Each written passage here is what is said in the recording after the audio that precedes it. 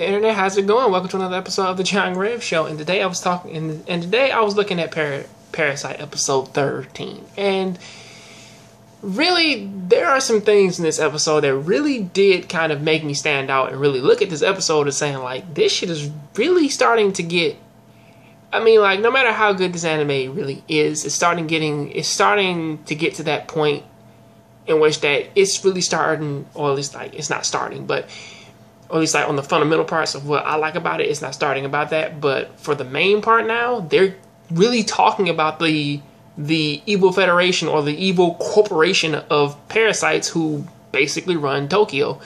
And they do have Shinichi in mind, even trying to investigate the death of the parasite who killed Kana. Which, surprisingly enough, I thought that they really wouldn't even touch on that. However, I am actually happy that they did, because these villains are actually rather something to be worried about, especially since that they can push a hole through a actual normal human being. Even though Shinichi, he's not necessarily normal anymore, because again, he can do basically the same shit as proven in the last episode.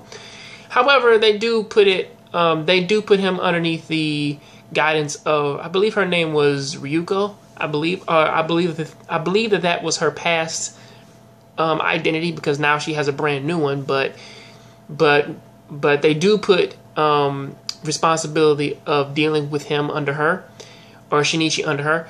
So pretty much and they do give us a little update of what happened with that when she was pregnant. She had her baby. She's trained it, because now she says one word, and the baby's quiet, of course, and just calmly sleeps. Now, if anything, I would say that it was having a nightmare, because, you know, stuff like that. But then, you know, she promptly does her thing and helps it sleep, of course. And it does seem as though that she is actually planning something for that child. Not necessarily something evil, but since that these are beings who actually kind of live off of self-preservation, and also who do want to know more about the human biology, it does necessarily seem that she is keeping the baby around for scientific reasons, even though she does have access to the internet.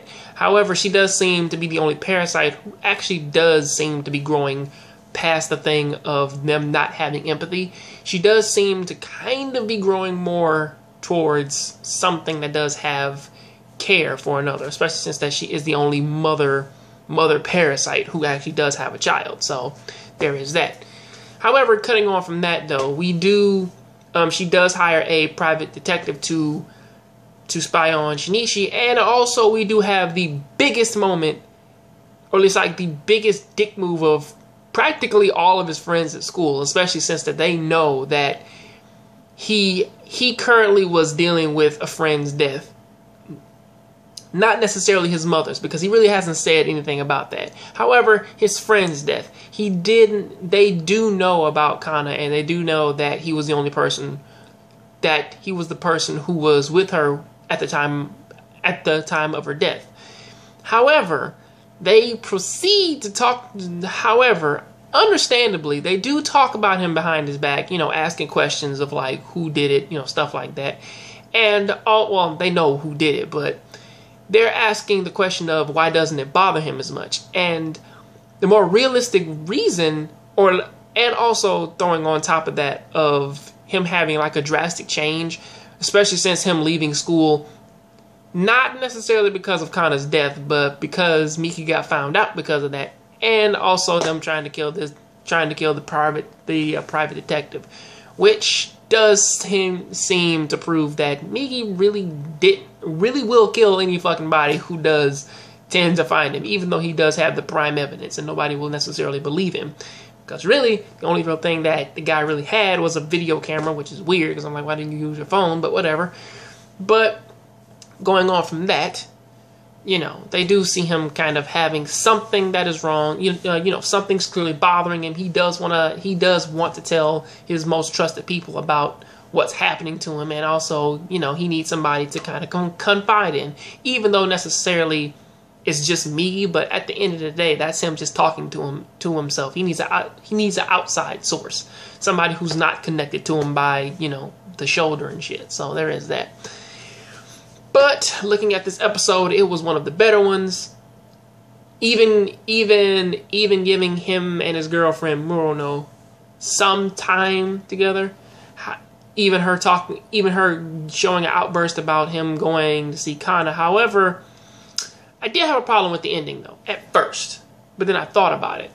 It was a thing of when she was asking what was wrong. Now, normally I would say, okay, she's asking what's wrong. You may not be able to tell him about Migi, but you could probably tell her about your mother, you know, just to give her something to get her off your back.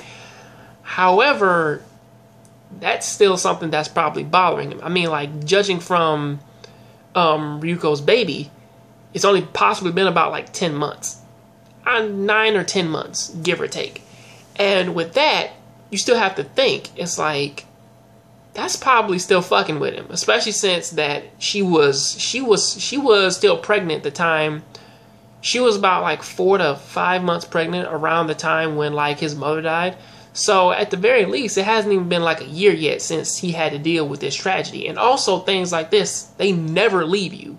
So really, just talking about it at this point, just even thinking about it alone is really hurting him. So that is something which that I saw as like, the Migi thing is really the easier thing to tell her about. Not necessarily talking about his mother's death, but saying like, I have this thing that's bound, that is bound to my body and will kill you if I even open up my goddamn mouth. So there is that, which was kind of convenient because he woke up exactly as soon as he was about to tell her about him. But I digress. That is what I have to say about that. What do you guys think about it? Please tell me down in the comment section. Sorry for making this fucking video so goddamn long.